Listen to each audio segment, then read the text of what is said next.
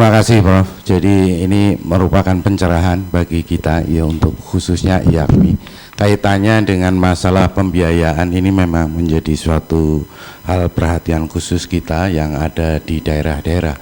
Nah, kalau melihat alokasi pembiayaan APBN ini jelas sudah terpenuhi 5%. Tapi permasalahannya di dalam rangka pelaksanaan implementasi pencairan dana ini yang sering menjadi problem. Sehingga banyak sekali yang tidak terserap. Ini salah satu contoh, DPA yang ada dari APBN itu bisa dicairkan mulai bulan Agustus. Karena ada revisi-revisi anggaran. Sehingga baru kita cairkan bulan Agustus, pertengahan lebih ini. Sehingga harus kita menganggap, nah ini eksekusi anggaran inilah yang menjadi problem. Kemudian yang APBD, alhamdulillah, kalau APBD ini semakin ke sini trennya perubahan alokasi presentasi anggaran APBD sudah mendekati 10%. Kalau untuk daerah istimewa Yogyakarta itu 9,4%, yang dulunya tahun 2014 baru sekitar 6%. Ini ada kebijakan yang betul-betul untuk mengakomodir kaitannya dengan ketentuan anggaran.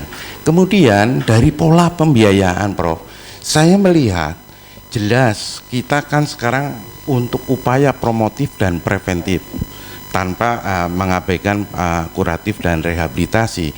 Namun kenyataan pola pembiayaan sistem BPJS, sistem jaminan kita, JKN atau BPJS sektor kesehatan, kental sekali untuk pembiayaan kuratif.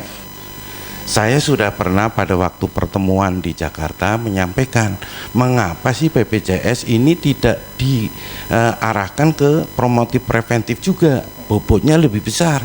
Salah satu contoh, sekarang tren penyakit, itu PTM, penyakit tidak menular sangat tinggi sekali. Ya, bahkan di DIY itu termasuk ranking teratas begitu. Sehingga kalau kita melihat ini Prof, ini yang perlu dicermati kita. Karena apa? Di situ tidak ada yang namanya upaya preventif, contoh PTM. Adalah pembiayaan untuk screening begitu, deteksi dini faktor resiko gitu, supaya tidak sampai ke kronis begitu. Ya, pembiayaan ini kelihatannya belum masuk, Bro.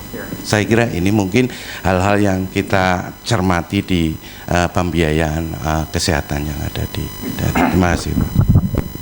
Ya, terima kasih Pak Daryanto. Jadi hal ini yang mungkin perlu kita cermati betul ya Pak Daryanto ya. Ketika kita melihat pada satu kenyataan tadi seperti uang ada, tapi mekanisme pencairan atau pelepasan uang tadi itu tidak lancar ya, jadi ada hambatan. Nah ini yang perlu, salah satu hal yang perlu kita garis bawahi dan perlu kita cermati karena pengembangan ini nanti akan multi years Pak ya, tidak hanya setahun 2 tahun ya, mungkin tahun pertama tahun depan ya itu akan tidak begitu bagus ya. Nah kalau kita lihat sektor lainnya nih Pak Daryanto ya, misalnya sektor PU, sekarang pemerintahan Jokowi itu memberikan semacam ya nih lelang itu dipercepat Pak ya untuk menghindari itu karena nah itu juga sama Pak, nah cuman nanti dilihat di anggaran Kementerian Kesehatan itu yang dilelang apa, itu nggak banyak Pak ya toh. Nah makanya mungkin tahun 2016 itu nanti kita lihat apakah betul prediksinya nanti penyerapan itu semakin rendah karena banyak uang, banyak masalah bottleneck juga. Nah ini, nah dan ini juga terkait dengan tadi yang Pak Daryanto juga masalah preventif promotif Pak ini, yang ternyata pengalaman yang lama itu susah dipakai Pak uangnya ya. Yang paling mudah yang kuratif Pak ya, yang untuk itu ya, yang untuk JKN atau untuk pembelian alat rumah sakit itu pasti habisnya Pak ya. Tapi begitu kegiatan imunisasi, penyuluhan dan sebagainya itu nggak gampang Pak. Nah ini nanti yang akan kita bahas dalam inovasi-inovasi mendatang yang terkait dengan apa yang kita sebut sebagai kontrak ya. Nanti Pak Dwi akan banyak membahas di sini. Oh ya Pak Dwi belum ya nanti akan kita akan sampai ke sana Pak ya di situ ya.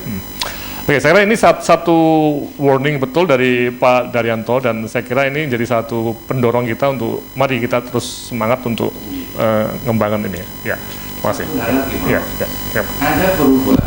Ada perubahan pola pembiayaan yang kita dulu kan mengenal tugas pembantuan TP, ya. Ada TP, ada dana alokasi khusus. Nah, sekarang TP untuk 2016 masuk ke DAK, Ya. dana alokasi khusus. Ini semuanya masuk ke situ semua.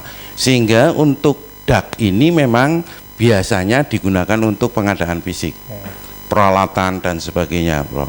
Nah, ini memang kalau di daerah sih kelihatannya walaupun turunnya pada bulan-bulan 8, tapi lelangnya lancar. Kelihatannya ada hal-hal yang karena sudah ada sistem untuk pengadaan alat itu referensinya dari kementerian sudah keluar, sehingga itu enak sekali untuk pengadaannya. Nah, ini yang mungkin pola pembiayaan berubah mulai tahun 2016, Prof. Jadi semua masuk TP sekarang tidak ada lagi, masuk ke DAK, dana alokasi khusus. Untuk itu biasanya peruntukannya untuk kabupaten kota. Oke, Pak Daryanto. Ini yang nanti saya kira perlu kita cermati juga, tahun depan ada perubahan besar, banyak DAK-nya, Pak, ya. Dan DAK itu nanti pembelian dan lelang di daerah, loh, Pak. Ya, wah, ini minggu depan ya, Pak Fauzi ya, kita akan membahas mengenai masalah DAK ini sangat detail, dan ini akan jadi satu isu yang perlu kita cermati. Oke, dari luar ada ya, ya nih, ini ada pertanyaan dari luar yang coba diperbesar, ya. Coba dibacakan, Mbak. Baik, ada pertanyaan dari luar. Ini pagi, Prof. Akses bagi Pemda IAKMI untuk mendeteksi akses dari Pemda IAKMI untuk mendeteksi perubahan pembiayaan kesehatan di Dinkes provinsi itu melalui apa saja? Sementara itu IAKMI sendiri adalah lembaga independen yang tidak secara langsung bisa mengetahui besaran perubahan yang ada di dalam pembiayaan. Mungkin ada pengalaman dari Pemda lain yang terkait hal ini. Terima kasih. Iya, dari mana nih? Pemda mana nih? Dari Pemda. Nggak ada. Nggak ada. Oke, saya jawab ya. Jadi begini ya. Oh, dari NTT. Ya. Jadi data mengenai APBN, ya itu bisa diambil. Betul ya. Besok Pak Fauzi akan memaparkan yang 2016. Ya. Data APBN itu bukan rahasia negara. Ya, ada. Ya.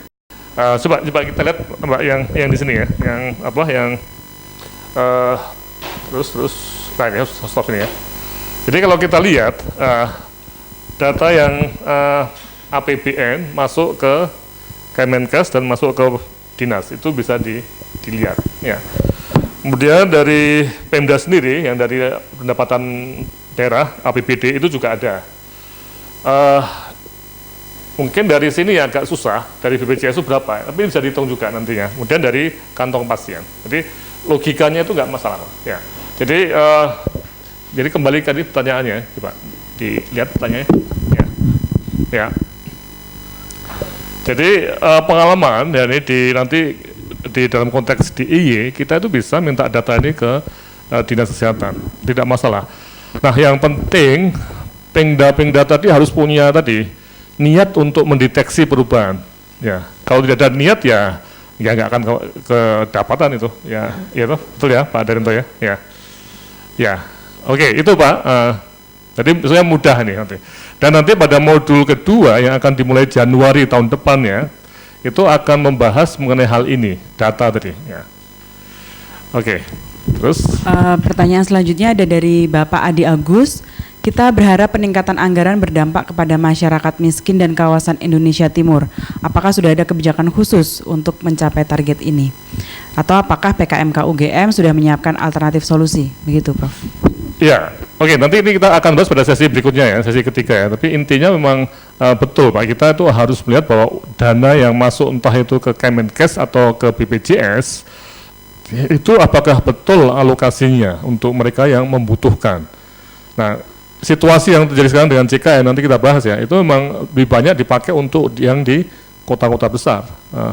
Nanti kita lihat, tapi intinya kita harus terus berjuang supaya jangan sampai terjadi kesalahan alokasi dan pengguna yang sebenarnya tidak adil tadi ya, yang sudah punya uang atau yang kaya yang justru dapat banyak. Ini harus kita cegah dan kita di UGM ya, kami di UGM itu sudah mencoba dan terus ya akan menyuarakan mengenai masalah keadilan dalam alokasi anggaran ini. Ya. Baik, pertanyaan selanjutnya dari Bapak Budi Marianto. Selamat pagi Pak, saya Budi Simkes 2015. Saya ingin bertanya, diperkirakan anggaran meningkat tahun 2016. Yang saya tanyakan bahwa kebijakan anggaran kesehatan daerah sangat terkait dengan KUA PPAS daerah yang biasanya disusun di tahun sebelumnya, dan kejadian yang ada biasanya KUA PPAS disusun hanya copy paste dari RKA tahun sebelumnya. Sekiranya bagaimana dengan hal tersebut? Yang kedua, pencairan dana kesehatan seperti BOK Puskesmas tahun ini dimasukkan ke dalam APBD yang menjadi kendala bahwa pencairan dana melalui APBD memakan waktu. Apakah ada solusi agar anggaran tepat waktu dan tepat guna? Ya.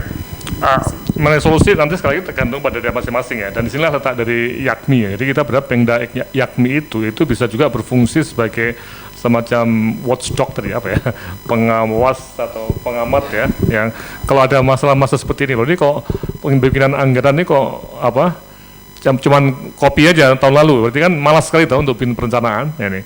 Dan kita sebagai orang YAKMI harus memperingatkan ini ya. Dan jangan-jangan yang kita peringatkan kita sendiri karena atau orang YAKMI sendiri yang memang ngerjakan ini. Nah, oke, dan nanti bulan Februari itu juga Bappenas juga akan mengadakan kursus perencanaan ya, itu tentang hal ini. Jadi jangan khawatir, teknik-teknik perencanaan itu akan semakin mudah dipahami oleh banyak orang dengan menggunakan telekonferensi seperti ini. Ya, oke. Itu ya. Ada lagi? Ada cukup banyak pertanyaan melalui chatting. Iya. Ya, terus. Ya. Ini dari Bapak. Bisa diperbesar? Atau saya mungkin ke sana biar lebih cepat.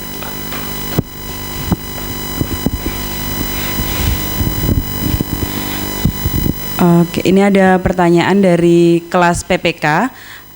APBD 10% bisa tidak diteruskan ke APBD desa, sehingga di APBD desa bisa juga mengakomodir 10% guna pelaksanaan kegiatan pengembangan kesehatan di setiap desa. Dari Ari Kurniadi, PPK. Ya. Oke, saya juga tadi lupa ya, memang ada dana desa juga ya, dan dana desa itu juga bukan tidak boleh untuk kesehatan ya, masih punya potensi untuk kesehatan. Jadi sekali lagi dengan tambahan macam-macam sumber tadi itu untuk sektor kesehatan itu akan banyak ya. Jadi bukan sekarang saya kira nada suara kita itu bukan minta uang ya, tapi bagaimana menggunakan uang dulu ya. Jangan-jangan uang yang ada belum terpakai dengan efektif dan efisien tadi ya. Oke, ada lagi sudah? Ada lagi dari Bapak Slamet Riyadi terkait dengan penyerapan dana pembiayaan APBN untuk kegiatan promotif dan preventif yang masih rendah di daerah. Bagaimana solusinya jika ternyata hal itu disebabkan oleh kekhawatiran orang-orang di daerah dalam menggunakan anggaran? Bisa terdapat kekurangan sehingga bisa berurusan dengan hukum. Ya, justru itu Pak. Nanti Pak Slamet ya, kita akan mencoba untuk tahun ini ya, sekali lagi bahwa pertemuan ini, training ini kan sifatnya bisa multi years ya. Artinya Pemda YAKMI itu bikin respons yang tepat, termasuk pertanyaan menarik mengapa kok absorpsinya itu jelek. Mungkin Pak Dayanto bisa memberikan semacam gambaran di DIY Pak ya, tentang apa yang terjadi di DIY ya. Tapi memang betul ada banyak ketakutan misalnya, atau mungkin juga sudah capek, dan mohon diingat bahwa di tahun 2014 dan 2015 sudah ada dana kapitasi yang masuk loh Pak ya, ke puskesmas, dan dana kapitasi ini juga ternyata sebagian itu boleh dipakai untuk operasional. Dan ini yang juga menarik, di beberapa kabupaten itu kan harusnya minimal 60%, logikanya dana kapitasi itu untuk SDM. Tapi justru dipakai untuk dana operasional, dan di situ juga susah apa pertanggungjawabannya. Jadi di daerah itu terjadi over liquid dari anggaran kesehatan, dan ketakutan ini yang mari kita cermati dalam training ini, dan saya yakin nanti teman-teman di Pemda YAKMI punya apa yang kita sebut sebagai pemahaman yang lebih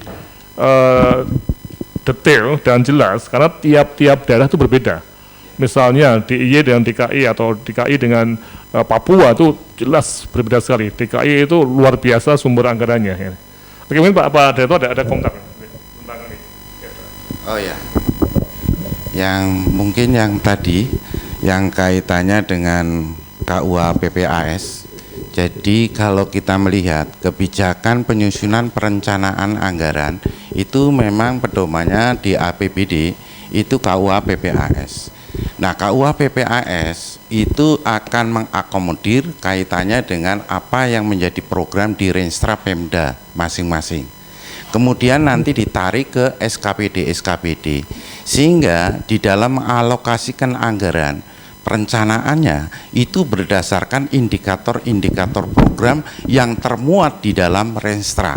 Ya, inilah yang mungkin menjadi acuan, sehingga di samping itu isu-isu terkini itu juga menjadi suatu pertimbangan untuk memasukkan alokasi anggaran untuk program dan kegiatan. Kemudian yang berikutnya, walaupun kita tetap di KUA PPAS, tapi kebijakan dari nasional kaitannya dengan program-program kesehatan ini memang perlu sekali untuk diakomodir di daerah dan dimasukkan di dalam penyusunan perencanaan anggaran kita. Selain di KUA PPAS jelas. Jadi kita memang di dalam membuat suatu penyusunan program, kegiatan alokasi anggaran itu berdasarkan Renstra masing-masing. Indikator program disitulah yang akan menjawab apakah alokasi anggaran ini pas atau tidak. Ini ada yang namanya TAPD, tim kaitannya dengan masalah penganggaran yang ada di daerah. Itu diseleksi semua di situ. Kalau tidak sesuai dengan Renstranya, ini tidak akan dimasukkan sehingga dicoret. Nah, kemudian yang berkaitan dengan masalah tadi yang berikutnya yang apa ya, yang APBDS. Oh ya. Jadi kaitannya dengan masalah yang APBN, ataupun yang APBD. Jadi kalau kita melihat, kalau penyerapan yang ada, kalau APBD saya kira fight betul orang-orang daerah. Hanya permasalahan saya menghimbau sekali, Prof. Pengda Yakmi itu harusnya memahami kaitannya pencermatan kebijakan program sektor kesehatan yang ada di daerah masing-masing, sehingga kita bisa memberikan masukan-masukan berdasarkan peta permasalahan dari masing-masing daerah, sehingga kita akan memberikan masukan bisa betul-betul memenuhi sasaran. Saya kira ini yang mungkin barangkali bisa kami sampaikan. Oke, baik, terima kasih Pak. Sebenarnya ini ada beberapa pertanyaan, mungkin juga nanti bisa dibantu dari Bapak Ibu Yakmi di sini untuk mendiskusikan. Jadi dari Bapak Mawardi ini, di daerah lebih kepada masukan, di daerah penyerapan APBD lebih diprioritaskan dibanding dengan APBN karena aparatur kesehatan didorong untuk mengejar pencapaian kinerja kesehatan sesuai dengan Renstra Kesehatan Daerah. Kemudian juga dari kelas PPK, setelah selesai melakukan perbandingan, identifikasi, dan tafsiran terhadap suatu kegiatan promosi dan preventif di suatu daerah, cara Yakmi masuk lebih dalam mengawal penyusunan anggaran dan rencana kerja di lembaga pemerintah seperti Dinas Kesehatan. Sedang di satu sisi penganggaran di Dinas Kesehatan banyak berbasis kebijakan dunia seperti MDGs, SDGs, dan SPM Pusat. Kemudian saya gabung kembali juga dengan pertanyaan selanjutnya, yaitu dari Pak Gusman Lalang Puling, kebetulan pernah bekerja di Puskesmas. Penambahan anggaran merupakan hal positif, tapi manajemen pengelolaan anggaran masih menjadi masalah karena masih dikelola oleh tenaga kesehatan profesional. Saya mengusulkan untuk mengontrak tenaga manajemen kesehatan untuk mengelola anggaran sehingga tenaga profesional seperti bidan atau perawat tidak dilibatkan dalam pengelolaan keuangan sebagai bendahara. Begitu. Ya, sebentar itu dulu. Ya, ini satu ungkapan-ungkapan kan perasaan atau kekhawatiran ya, memang balik lagi bahwa adanya anggaran itu juga bukan jadi solusi ya. Nah, ini yang sebenarnya inti dari, saya belum bisa menjawab langsung ya, nanti kita akan lebih lihat waktu proses ini terus berjalan ya. Oke, masih banyak pertanyaan ya? Ada 3 pertanyaan, Ya. ada 3 komentar. Mungkin dari Bapak Andi Kurniawan dari Pengda Kepri, kenaikan anggaran pusat cukup menggembirakan. Dinamika di daerah ada penurunan APBD di provinsi dan kabupaten kota di Kepri akibat turunnya dana bagi hasil ke daerah dan tunda salur dari pusat. Masalah kedua, daerah perbatasan seperti Kepri menghadapi tantangan yang besar akibat pemberlakuan masyarakat ekonomi ASEAN yang segera terjadi. Tantangan lain adalah supaya pembenahan Sarpras dan pelayanan untuk memenuhi standar akreditasi puskesmas dan rumah sakit. Mohon penjelasan untuk merespon perkembangan tersebut dari Ya. IAKMI Kepri. Ini juga satu komentar yang nanti kita akan lihat bahwa memang tadi dinamika antara APBN, APBD, jangan sampai APBD itu juga dikurangi loh Pak ini. Nanti tetap walaupun dana bagi hasil berkurang, itu APBD juga tetap kita usahakan, dan juga ada tadi dana cukai rokok ya. Ya, pajak rokok itu juga perlu kita masukkan. Nah, ini semua akan menjadi semacam bahan untuk kita analisis. Dan tadi betul, misalnya tadi yang dari pertanyaan pertama bahwa kekurangan SDM di puskesmas untuk yang urusan keuangan juga menjadi masalah besar nih. Oke, terus Ya. satu lagi. Ini ada, saya gabung itu ada mengenai sistem kontrak. Apakah ada regulasi yang jelas mengenai sistem kontrak? Karena ketika kita mengajukan rencana kegiatan ke tim Banggar, terkadang akan terbentur dengan aturan dan skala prioritas di daerah masing-masing. Tolong dibantu Pak agar kami di daerah juga dapat berargumentasi untuk sistem kontrak ini dengan tim Banggar daerah baik eksekutif maupun di legislatif. Begitu juga dari NTT ini minta diprioritaskan dengan sistem Nusantara Sehat yang sekarang dilaksanakan agar anggaran JKN bisa diserap. Ya. Mengenai sistem kota itu memang satu inovasi ya, yang memang betul antara hukum dengan apa yang kita inginkan itu masih belum begitu mendukung. Tapi kalau kita lihat di seluruh kementerian yang menggunakan model pekerjaan itu di luar gedung ya, outreach atau public service seperti public works PU itu ya misalnya, itu sebagian besar dikontrakkan. Karena kalau tidak, itu dana besar kalau semua dipegang oleh orang dalam, itu nanti OH-nya bisa panjang sekali atau banyak sekali, dan ini yang jadi masalah besar ya. Oke, nanti kita akan masuk dalam kontrak isu kontrak ini pada minggu ketiga nanti kita di situ ya. Oke ya, saya ini dulu ya. Jadi ini saya melihat bahwa tanggapan dari para peserta itu sangat luar biasa, ini sangat bagus sekali, dan pertanyaan tadi sangat bisa menggambarkan semacam kekhawatiran kita akan hal yang mungkin bisa terjadi dalam peningkatan anggaran ini.